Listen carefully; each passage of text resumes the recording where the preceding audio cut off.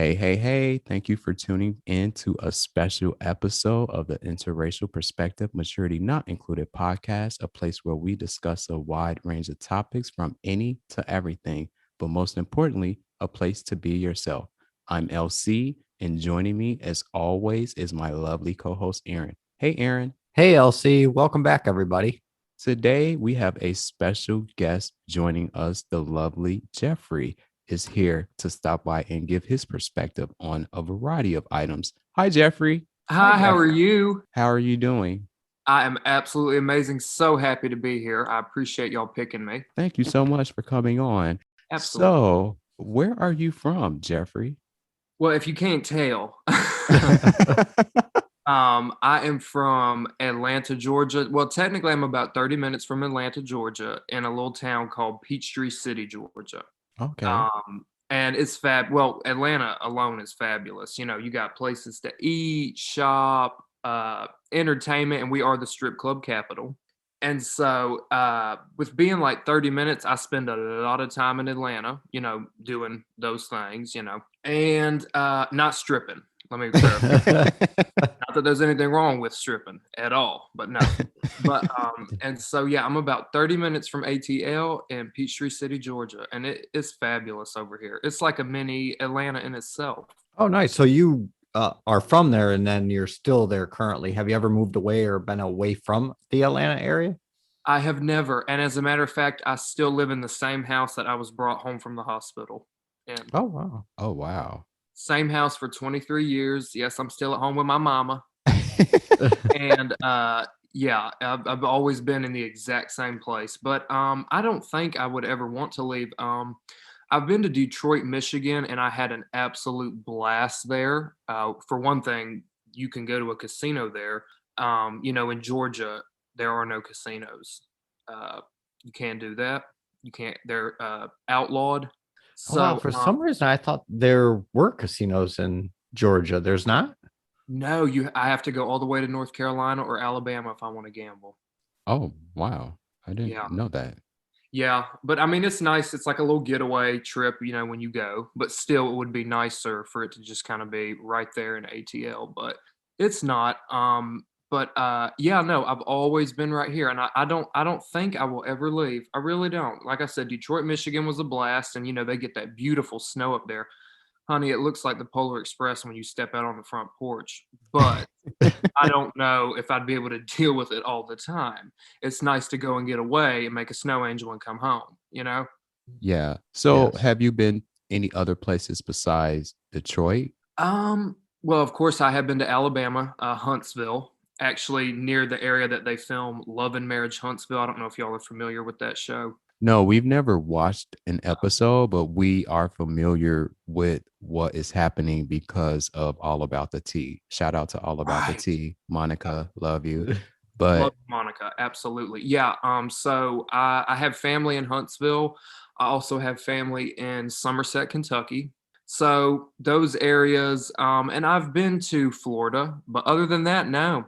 Oh, and like I said, of course, North Carolina. Shout out to North Carolina. North Yes. Carolina is beautiful. Is there any place that you want to go? Like, Oh God, New York City. I ah, would love. I think I would love New York City, and I think it would love me. And and of course, Las Vegas. My mother went recently. I've oh, never I been. love Las Vegas. I love, love, love. I can't express it. Aaron and I, we are very international travelers, but Las Okay. Vegas, I love it. And we aren't gamblers. We Oh, actually are going to talk about that in season 3. okay. And yeah, but I'm sorry to interrupt you. I just love Vegas. I No, think you're you good. would too, to be honest. It beats, I think, New York hands down. Really? I agree. I agree. It's one of those where people say, cities never sleep. They always talk about like New York's always thriving. Some of the other bigger cities are. It's not true when it comes down to it. Whereas Las Vegas, you can always, no matter what time of day it is, Really? find something to do. Oh, and I love that because I'm up all night, so I love that. Internationally, though, I would love to go to somewhere like Hong Kong, Tokyo, because the Gucci store in Tokyo just looks out of this world. I would love that. So maybe somewhere like that. I'm really not an island person. I really prefer like the mountains and snow and like a fire pit. That's more my scene. So would you ever go to a place like Lake Tahoe? Oh, absolutely. It's very beautiful. Oh, I bet. Yeah, absolutely. I would. Absolutely. Yeah. You know what? I actually think you will really like Amsterdam. Oh, my Yes. Lord. I think I would too. I think I would too. That's a great suggestion. Yeah, I kind of forget about them, but I, yes, absolutely. That's a great suggestion. Yeah, they have gorgeous little homes. they do, and they're so open. They're so free. Like it. I can't explain it, Aaron. I don't know if you have It a way was to describe it. it was a lot like what you would expect going to even New York or Las Vegas. They don't really care. And I mean, we would stay out until 3, 4 in the morning with a lot to it was almost like it was more crowded in the central area after like 11 o'clock at night than it was at any other point in the day. Wow, I love that. And you know what's interesting is prostitution is legal there. Oh yeah, that whole area was interesting and it's really thriving at like after hours really, but Oh, I would fun to imagine. go through. Yeah, Yeah, and don't they have a museum there? they have like the red light district.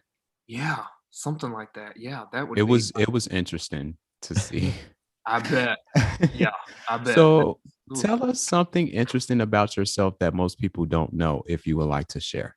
Oh, absolutely. Well, for one thing, and just going off like, my Instagram and things like that. And I don't post a lot. I definitely intend to, but I just get so busy. I don't know if a lot of people know, and I mentioned Gucci earlier, the Gucci store in Tokyo. I have such a love and a passion for beautiful fashion and interior design. I love all of that stuff. And I think probably a lot of people don't know that because when I'm tweeting or doing things like that, it's usually about reality TV and things of that nature, entertainment or whatever. So I think people probably don't know that. I mean, I could redecorate a room and it would be nothing. Now, if I had, the budget, that's a different thing. But if I had unlimited budget, yo, shit's about to look off the motherfucking charts. Like I know what the hell I'm doing when it comes to that type of shit. So I have such a love for just like, and like I said, beautiful fabric, all the Italian fabric. Like I love all that stuff.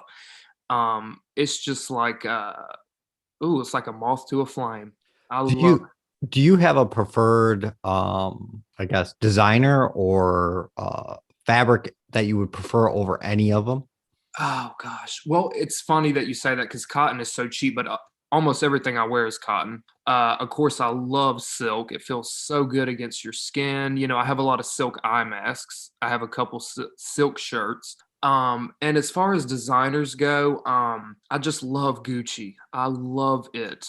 I think it's just I love the colors. I love everything they come out with. I don't have too many clothes. I have some belts. I have some masks, sunglasses. Like accessory type things like that. But I love Gucci, Louis Vuitton, Versace. I think Versace's prints are just out of this world. They're almost psychedelic. They're just gorgeous. I love all those unique patterns. Um, but yeah, no. So it would either be between Louis Vuitton, Gucci, or Versace. And like I said, mainly accessories. I don't have too many pieces, like clothing of theirs, because child, it's expensive as all hell. But like I said, if I had unlimited budget, look, everything would be together. It's always that budget that will kill you, I won't know it'll it? it'll get you. But another thing too, and because I was thinking about this, that a lot of people see me, especially if they follow me on Instagram, they see me or they might have seen me, get like really pissed off at times or angry or, like let somebody have it. And, I really, and not that I really give a fuck what people think, because really I don't. But before you really form your opinion, I would want everyone to know I really am a sweet person and I really will do absolutely anything in my power to help you. Even if you're in another state, I don't give a fuck what the situation is. Like I am down with you with 4 flat tires. I got your back.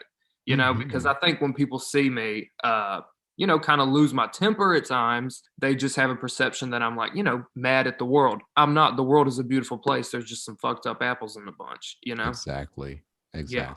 Yeah. I couldn't have said that better.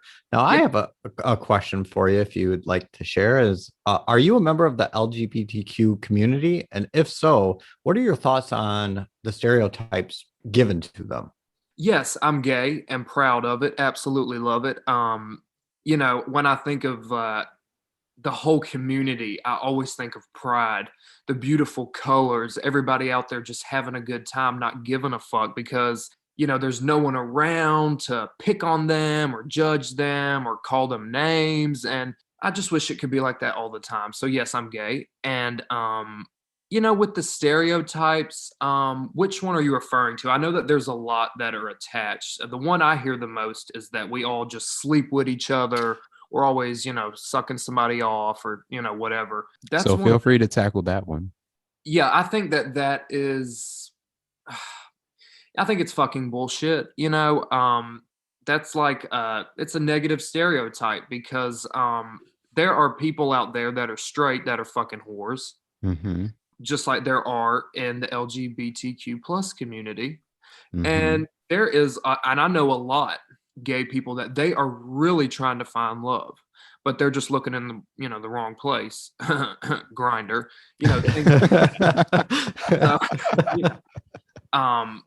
that one just pisses me off because, like I said, you got some slutty ass straight people out there too that are doing their thing and sucking everybody off and fucking everybody and just, yet again, there's nothing wrong with being slutty, but don't group an entire, people that were all just, sleeping around because it kind of gives you like a dirty label. It's kind of makes it sound like, oh, they're just dirty. They're all fucking, you know what I mean? Like it doesn't sound good. I don't judge and I don't give a fuck what you do.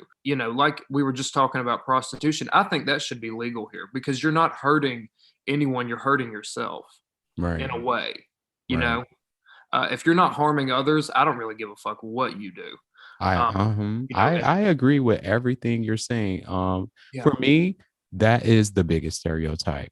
As a member of the LGBTQ community, Aaron and I have been together for 16 years. No infidelity, none of that. So I do not like the stereotype of the fact that, all gay men or all members of the LGBTQ community are sluts and do this. And I'm like, no, say you do that. Don't say we all do that because I don't do that. Aaron doesn't do that. And we don't know any other members of the community that does do that.